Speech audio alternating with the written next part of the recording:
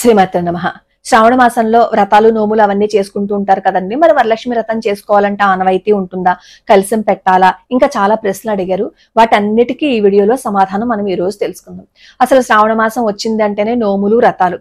హయగ్రీవ జయంతి ఉంటుంది, జంజాల పౌర్ణమి ఉంటుంది, శ్రావణ మాసంలో శుక్రవారాలు మంగళవారాలు పూజలు చేసుకుంటూ ఉంటాం. ఇలా ఎంతో హడావుడిగా ఉంటుంది.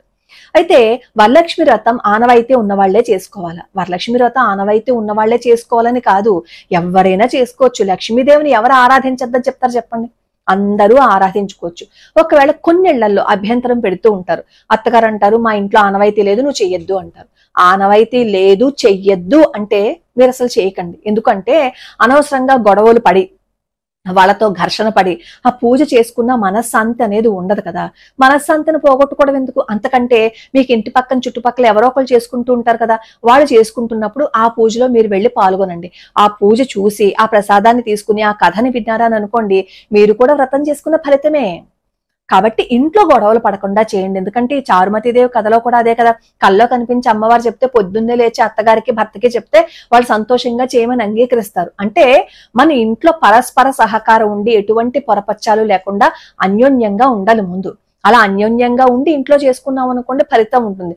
అస్తమాను దెబ్బలాట్లు కీచులాట్లు, వాళ్ళు వద్దంటే మన అవునని, మన అవునంటే వాళ్ళు వద్దని, ఇలా చేసుకునే కంటే ఓ నమస్కారం పెట్టుకుని నా సంగతి నీకు తెలుసు కదా, నేను చేయలేను, నా వల్ల కావటం లేదు, కాబట్టి నీకు ఒక నమస్కారం పెట్టడం తప్ప నేను ఇంకేం చేయలేను అని చెప్తూ చారుమతీదేవి ఎలా ఉన్నారో అలా ఉండడానికి మనం ప్రయత్నించాము అంటే లక్ష్మీదేవి అనుగ్రహం ఉంటుంది. చారుమతీదేవి ఎలా ఉన్నారు? సౌమ్యంగా, ప్రేమగా, ఎవరిని ద్వేషించకుండా, అందరితోటి స్నేహభావాన్ని కలిగి, అత్తగారితోటి మామగారితోటి కలిసుండి, భర్తతో ఎటువంటి గొడవలు పెట్టుకోకుండా, అమ్మని నాన్నని చాలా చక్కగా చూసుకుంటూ, ఇలా ప్రేమమూర్తి కదా ఈ చారుమతీదేవి. ఆ ప్రేమని నింపుకున్నాము అని అనుకోండి, ఆవిడలా ఉండడానికి ప్రయత్నిస్తే అదే పూజ. అంతకు మించి వేరే పూజ ఏం కాదు కదా. కాకపోతే ఏంటంటే అక్కడ కూర్చుని మనం పూజ చేయటం అనేది మనం కృతజ్ఞతని చూపించుకోవటం అమ్మవారికి. మనకి ఏదైనా భగవంతుడు ఇచ్చాడు అంటే ఆ ఇచ్చిన దాన్ని మనం అమ్మవారికి నమస్కారం పెట్టుకుని, అమ్మ నీ వల్ల ఈ రోజు నేను ఇలా ఉన్నాను, నీ దయ లేకపోతే నేను ఇంకెలా ఉండేదాన్నో కదమ్మా అంటూ మనం కృతజ్ఞత చూపించుకోవడం అనమాట అక్కడ కూర్చొని పూజ చేయటం అంటే. పొద్దున్నే లేచి చక్కగా స్నానం చేసేసి మీరు పూజా గదిని ఎలాగో సర్దుకుంటారు. ఎందుకంటే ఇన్నాళ్ల బట్టి వరలక్ష్మి వ్రతం చేస్తూనే ఉన్నారు కదా, కాబట్టి ఎవరి ఇంటి సంప్రదాయాన్ని అనుసరించి వాళ్ళు చేయండి. ఎందుకంటే కొంతమందికి కలశం పెట్టుకునే ఆనవాయితీ ఉంటుంది, కొంతమందికి కలశం పెట్టుకోకుండా ఫోటోకే చేసుకుంటారు. కలశం పెట్టుకునే ఆనవాయితీ ఉందనుకోండి, కలశంలో మీరు బియ్యమైనా వేసుకోవచ్చు, జలాన్నైనా నింపచ్చు. ఈ మాట కూడా నేను పండితులను అడిగాను, మరి వరలక్ష్మి వ్రతానికి కలశంలో బియ్యం మాత్రమే వేస్తారు కదా, జలాన్ని కూడా నింపచ్చా అని. హాయిగా శుభ్రంగా నింపుకోవచ్చు, మీరు బియ్యమైనా వేసుకోవచ్చు, జలమైనా నింపుకోవచ్చు, ఎటువంటి అభ్యంతరము లేదని చెప్పి మీరు పంచపల్లవాలైనా పెట్టుకోండి, లేదు అంటే మర్రి లేత చిగుళ్ళైనా పెట్టుకోండి, లేదు అంటే చక్కటి లేత ఆకులు తీసుకొచ్చి కలశ స్థాపన చేసుకోండి. మీరు ఆ కలశ స్థాపన చేసుకుని ఎలాగో ఆవాహన చేసి పూజ చేసుకుంటారు కదా, అలా మీ పద్ధతిని ప్రకారం మీరు చేసుకోండి.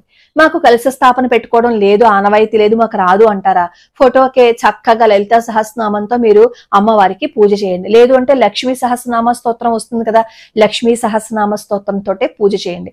మీకు షోడశోపచార పూజ వస్తే షోడశోపచార పూజ విధానంతో చేయండి. మీకు ఏదొస్తే అది లక్ష్మీదేవికి సంబంధించి భక్తిగా ప్రేమగా మీకు ఏదొస్తే అది చేయండి. ఏది రాలేదనుకోండి అమ్మవారితో మాట్లాడండి. మీరు అమ్మవారితో మాట్లాడడమే పూజ అంటే.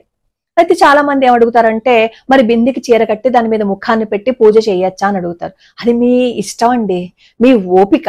నేను కూడా ఇదివరకు ఏమనుకునేదాన్ని అంటే, ఆ బింది ముఖం వేరువేరుగా వచ్చేస్తాయి కదా, అలా అలంకరణ చేసి పూజ చేసుకోవచ్చా అని అనుకునేదాన్ని. అయితే నాకు చెప్పిన మాట ఏంటంటే, వరలక్ష్మి వ్రతానికి కలశమే కదండి ముఖ్యం, కలశంలోకే కదా అమ్మవారిని ఆవాహన చేస్తాము, వాళ్ళు పక్కన బింది మీద ముఖాన్ని పెట్టి చేసుకుంటానని అనుకుంటే తప్పేం లేదు, చేసుకోమనండి. ఏదైనా సరే భక్తిగా, ఇంకొకరిని ఏడిపించకుండా సంతోషంగా హాయిగా మనం ఏది చేసుకున్నా అమ్మవారు స్వీకరిస్తారు అని చెప్పారు. కాబట్టి అదే నేను మీతో చెప్తున్నాను.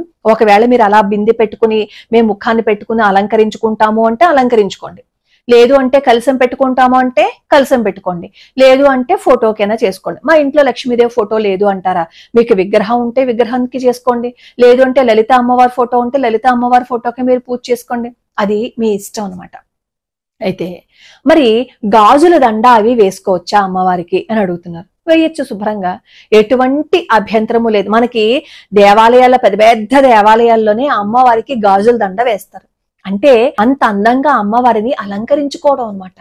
గాజులు మంగళప్రదం కదా, ఆ మంగళప్రదమైన గాజులు మీరు వెయ్యాలి అని అనుకుంటే వెయ్యండి. మీరు అమ్మవారిని అలా చూడాలని అనుకుంటున్నారు, చూసేయండి. అది మీ ఇష్టం. అమ్మవారిని ఎలా అలంకరించుకోవాలి అనేది మీ ఇష్టం మీద ఆధారపడి ఉంటుంది. అది ఎవరో చెప్పారనో ఎవరో చేశారనో చేయకండి, ఎవరో మానేయమన్నారనో మానేకండి. మీరు అమ్మని ఎంత అందంగా చూసుకోవాలనుకుంటే అది మీ మనస్సు అనమాట. మీ మనస్సాక్షి ఏది చెప్తే చేసేయండి. ఇక్కడ అలంకరణ చేసుకోవడం మాత్రం మీ మనసు ఏ విధంగా చెప్తే అలా చేసేసుకోండి. అయితే మరి బంగారపు రూపు పెట్టుకోవాలంటారు కదా, రూపు పెట్టుకోవాలా? ఈ మధ్యకాలంలో బంగారపు షీట్లో వచ్చేస్తున్నాయి కదా, 1000 రూపాయల్లో వస్తున్నాయి రూపులు. మనం ఇంకా గ్రాముల్లోకి వెళ్తే ఖరీదు ఎక్కువ అవుతుంది, కానీ ఇంతంత రేకుల్లో కూడా మనం తెచ్చి పూజ చేసుకోవచ్చు, దొరుకుతున్నాయి. అంటే సామాన్యులకి కూడా అందుబాటు ఉండేలాగా ఈ బంగారపు వాళ్ళు కూడా షీట్లని, పేపర్లని తయారు చేసి దాని మీద అమ్మవారి రూపాన్ని వేసి అందరికీ అందిస్తున్నారు. మీరు ఒకవేళ ఖర్చు పెట్టుకోగలము రూపు అంటే పెట్టుకోండి. అదంటే మీ స్థితి, మీ స్తోమత, మీ స్తోమతను అనుసరించే చెయ్యండి. అదే పెట్టుకుని చెయ్యాలని లేదు, పెట్టకూడదు అనే రూలు లేదు. అది మీ ఇష్టం అనమాట. మాకు ఆ 2 రూపులేం దొరకట్లేదండి, మామూలుగా మేము నమస్కారం పెట్టుకుని కలశం పెట్టుకున్న అమ్మవారి ఫోటో ఉంది, పసుపు గౌరవం అని చేసుకున్నాము అంటే అది మీ ఇష్టం.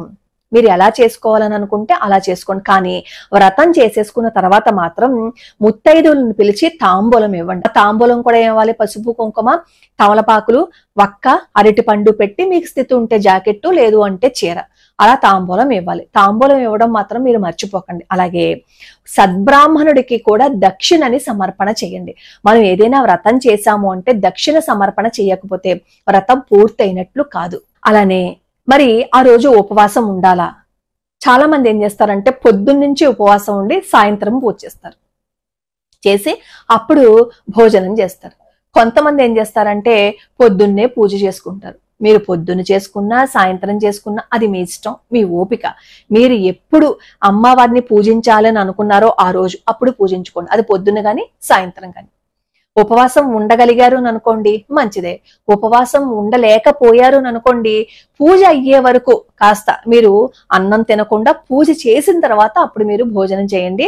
మళ్ళీ సాయంత్రం కూడా పూజ చేసి 4 పేరంటాళ్ళని పిలిపించుకుని హాయిగా చక్కగా కూర్చుని కాస్త అమ్మవారి భజన పూజ ఇవి చేసుకుని వాళ్ళకి వాయినాలు తాంబూలాలు ఇవ్వండి. అవన్నీ ఎప్పటి నుంచో వస్తున్నవే కదా, కొత్తగా నేనేం చెప్పక్కర్లేదు కదా. అసలు లక్ష్మీదేవి ఎప్పుడు స్థిరంగా ఉంటుందో తెలుసా?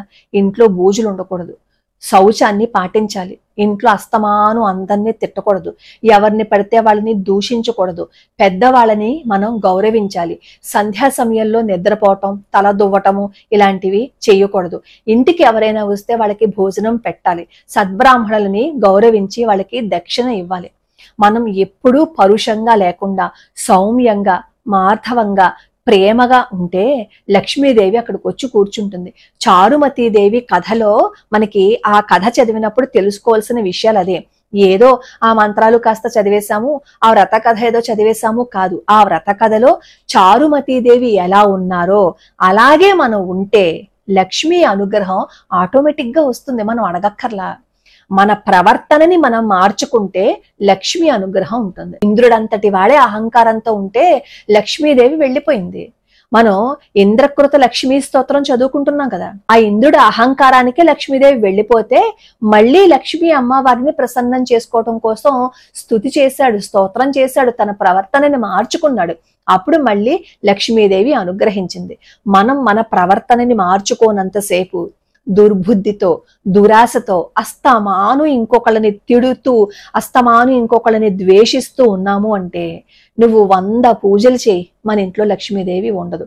ఆచారాలని పాటించాలి, శుచిగా శుభ్రంగా ఉండాలి, పెద్దవాళ్ళని గౌరవించాలి, ప్రేమ స్వభావాన్ని పెంచుకోవాలి, సహనంగా ఉండాలి. ఇవన్నీ ఉంటే లక్ష్మీదేవి మనం వచ్చి పిలిచి ఇక్కడ కూర్చోమ్మా అని పిలవకపోయినా సరే వచ్చి కూర్చుంటుందన్నమాట. మన పూజల్లోనూ మన వ్రతాలలోనూ ఉన్న అంతరార్థం అది. శుభ్రంగా కొత్త బట్టలు కట్టుకోండి, మనం మంగళప్రదంగా ఉండాలి, జుట్టు విరబోసుకోకుండా చక్కగా బొట్టు పెట్టుకుని, కాళ్ళకి పసుపు రాసుకుని, చేతికి గాజులు వేసుకుని, మీకు ఉన్న వాటిలో ఆభరణాలు వేసుకుని, కొత్త బట్టలు కట్టుకుని చక్కగా కూర్చుని పూజ చేయండి. మంచి మనసుతో చేయండి.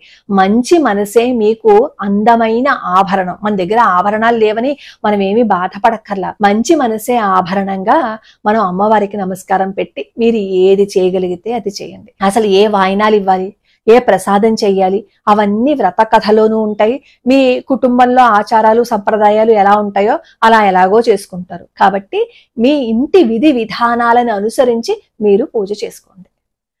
లోకా సమస్తా సుఖినో భవంతు, సర్వే జనా సుఖినో భవంతు.